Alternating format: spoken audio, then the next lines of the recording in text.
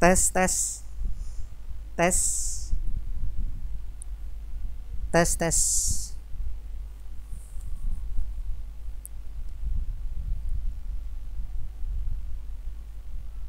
Bismillahirrahmanirrahim. Assalamualaikum warahmatullahi wabarakatuh. Bagaimana kabarnya anak-anak sekalian?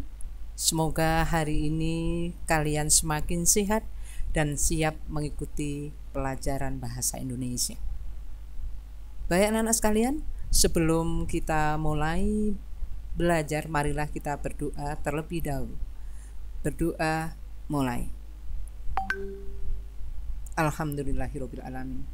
Anak-anak sekalian, untuk hari ini kita masih melanjutkan teks diskusi yang alhamdulillah kemarin pekerjaan kalian mengenai struktur teks diskusi alhamdulillah nilainya bagus semua. Ada dua yang nilainya di bawah 8.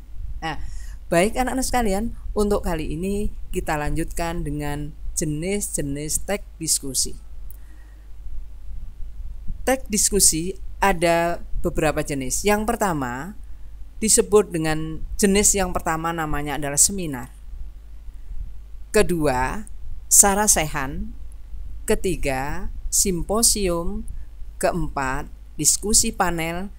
Kelima, kongres. Dan keenam, muktamar. Dan 7, lokakarya.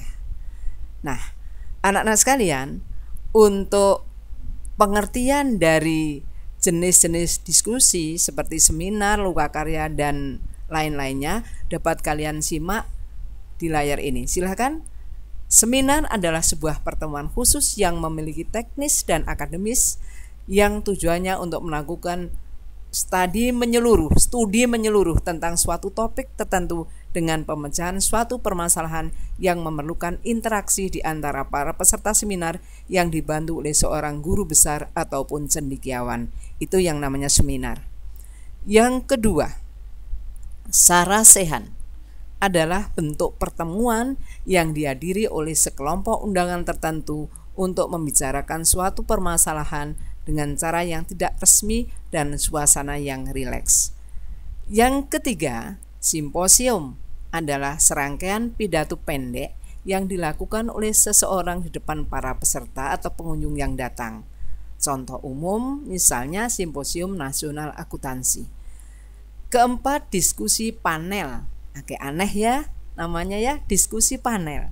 Merupakan forum pertukaran pikiran atau pendapat yang dilakukan oleh sekelompok orang di hadapan sekelompok hadirin mengenai suatu masalah tertentu yang telah dipersiapkannya. Diskusi panel adalah sekelompok individu yang membahas topik tentang kelebihan pada masyarakat atau pendengar diskusi. Yang kelima, kongres adalah pertemuan besar para wakil organisasi. Dapat organisasi politik, organisasi sosial, profesi, untuk mendiskusikan dan mengambil keputusan. 6. Muktamar adalah sebuah pertemuan atau permusyawaratan tertinggi yang diadakan oleh pimpinan pusat dalam sebuah organisasi, di mana pertemuan itu akan dihadiri oleh para wakil organisasi tersebut untuk mengambil keputusan. Contoh misalnya Muktamar Muhammadiyah, Muktamar Nahdlatul Ulama. 7. Lokakarya adalah suatu acara atau pertemuan yang dilakukan oleh para ahli di bidang tertentu yang bertujuan untuk membahas suatu masalah yang terkait dengan keahlian mereka. Nah, anak-anak sekalian, itulah yang disebut dengan jenis-jenis teks diskusi. Ada berapa anak-anak sekalian? Ada 7 ya.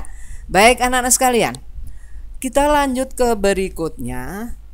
Kalau minggu yang lalu kalian sudah belajar tentang pengertian diskusi, tujuan diskusi, struktur diskusi. Nah, kali ini akan kita lanjutkan dengan unsur atau kaidah kebahasaan teks diskusi. Artinya begini anak sekalian, dalam membuat teks diskusi itu harus ada unsur-unsurnya seperti yang kalian lihat di layar kaca ini. Yang pertama, dalam teks diskusi, yang pertama penggunaan konjungsi perlawanan. Ya, konjungsi itu kata hubung. Jadi konjungsi perlawanan. Konjungsi perlawanan menggunakan kata hubung tetapi, namun, sedangkan, sebaliknya. Nah, untuk lebih jelasnya, coba kalian lihat contoh teks diskusi yang berjudul "Bolehkah siswa membawa telepon seluler ke sekolah?" Nah, konjungsi perlawanan dapat dilihat pada contoh berikut.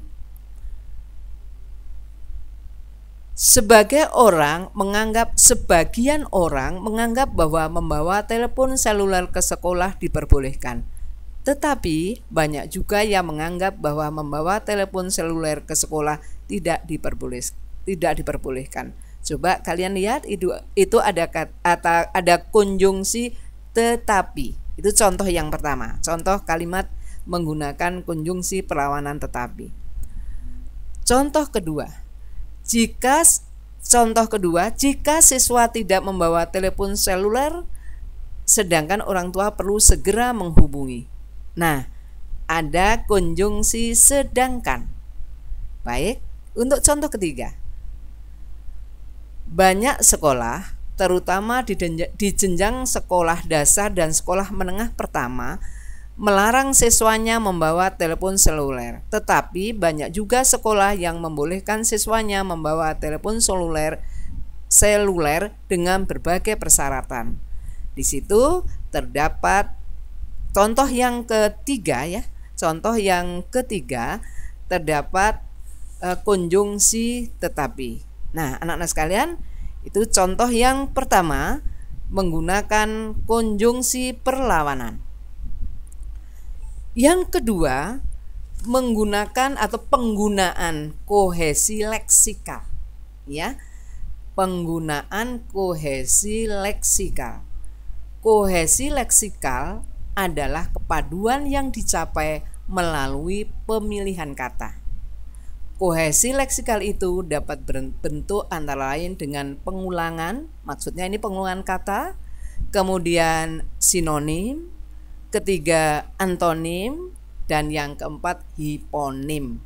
Tentu anak-anak masih ingat apa yang disebut dengan hiponim. Hiponim dapat juga disebut dengan kata khusus.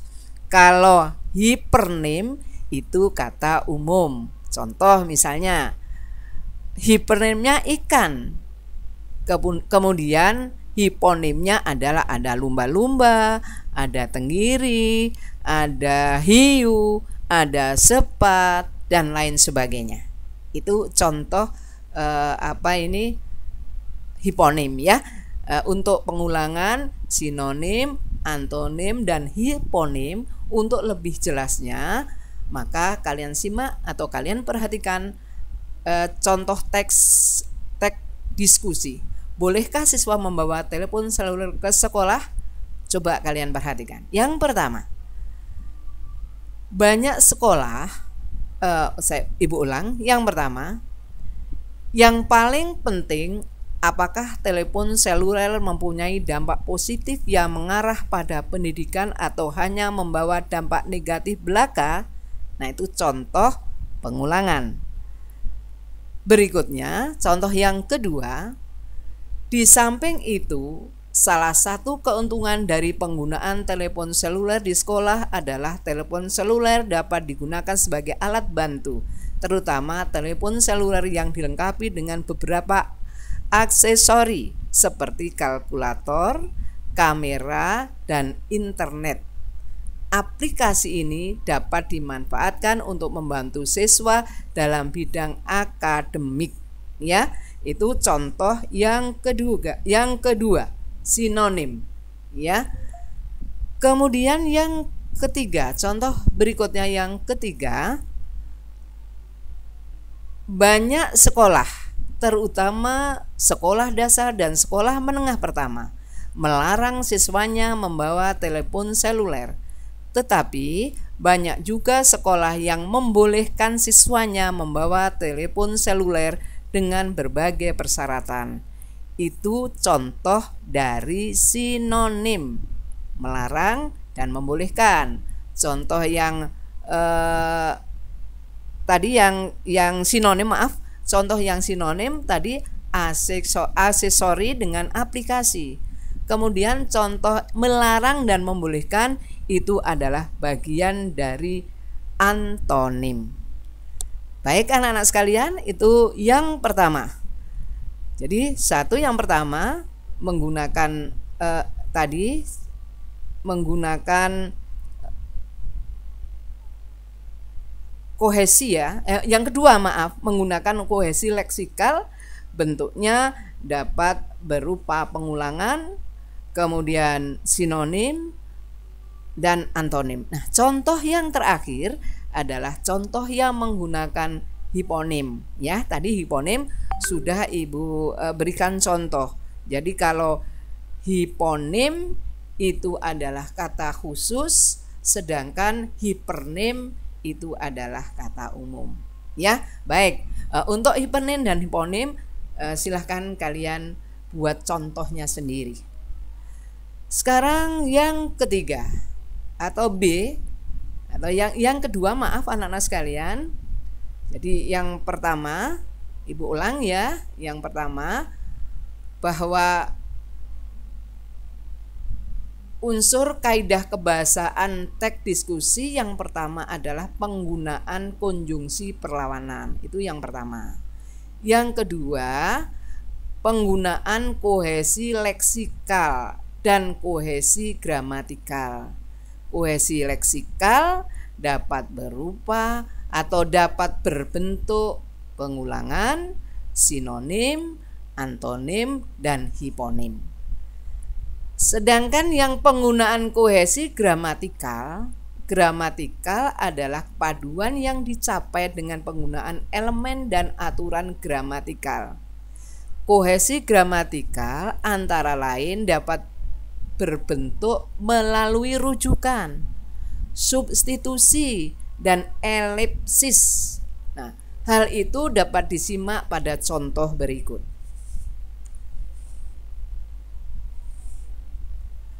Barangkali ada anak-anak yang mau bertanya apa yang dimaksud dengan melalui rujukan. Ya, rujukan adalah sesuatu yang digunakan pemberi informasi untuk memperkuat pernyataan dengan tegas. Ya, contoh ini. Sekarang contohnya perhatikan. Ketika telepon seluler berdering di kelas, meskipun hanya mode getar, guru akan kehilangan beberapa saat kesempatan mengajar karena terganggu.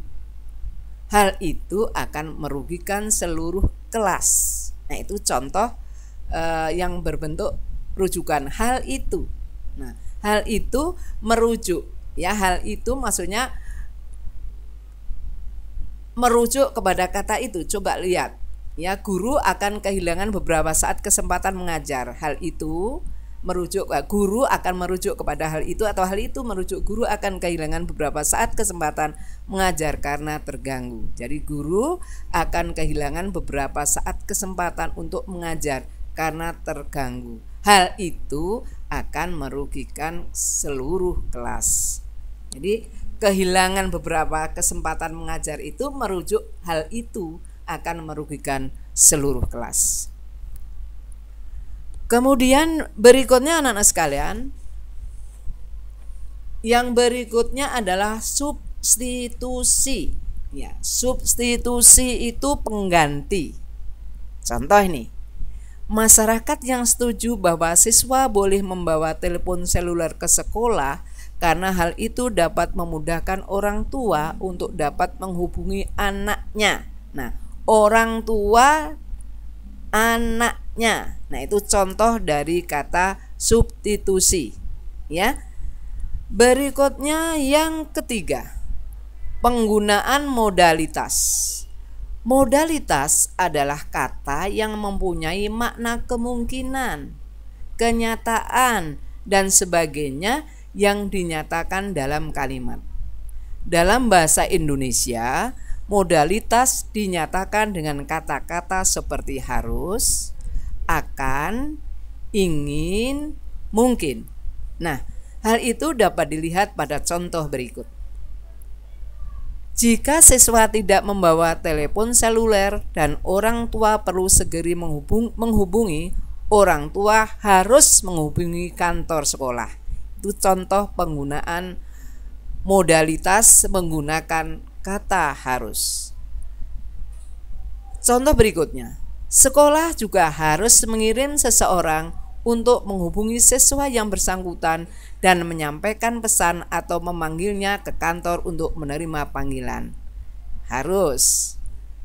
Ya, itu penggunaan kata harus. Contoh berikutnya, meskipun hanya mode getar, guru akan kehilangan kesempatan mengajar.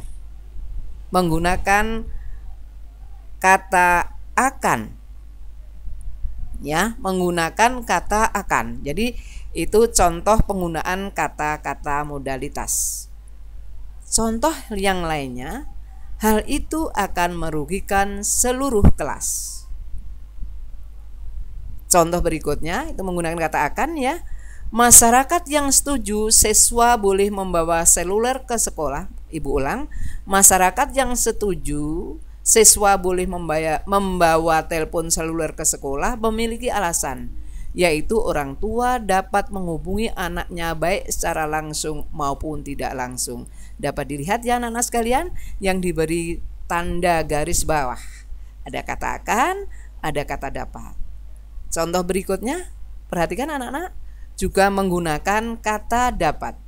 Dengan membawa telepon seluler, setidaknya orang tua merasa nyaman karena dapat berkomunikasi dengan anaknya jika terjadi perubahan jadwal, kondisi darurat, dan sejenisnya. Contoh yang terakhir, sementara itu, masyarakat yang tidak setuju siswa membawa telepon seluler ke sekolah mengatakan bahwa aplikasi yang tersedia di telepon seluler dapat memengaruhi konsentrasi siswa dalam pembelajaran. Menggunakan kata dapat. Kemudian contoh berikutnya, anak-anak sekalian, masih menggunakan kata dapat, lihat lagi kata dapat, lihat lagi kata dapat. Nah, itulah anak-anak sekalian contoh kata-kata, contoh kalimat, contoh kalimat yang menggunakan modalitas. Ada tadi contohnya modalitas menggunakan kata harus, akan, dan menggunakan contoh kata yang lain. Ibu yakin kalian bisa memberi atau bisa membuat contoh yang lain seperti yang sudah ada dalam contoh tadi. Demikian anak sekalian, pelajaran hari ini, materi hari ini. Jangan lupa dengan melakukan gerakan 3M, menjaga jarak, memakai masker, dan mencuci tangan. Semangat belajar, terus berusaha dan jaga selalu kesehatan. Mudah-mudahan Allah selalu melindungi kita. Assalamualaikum warahmatullahi wabarakatuh.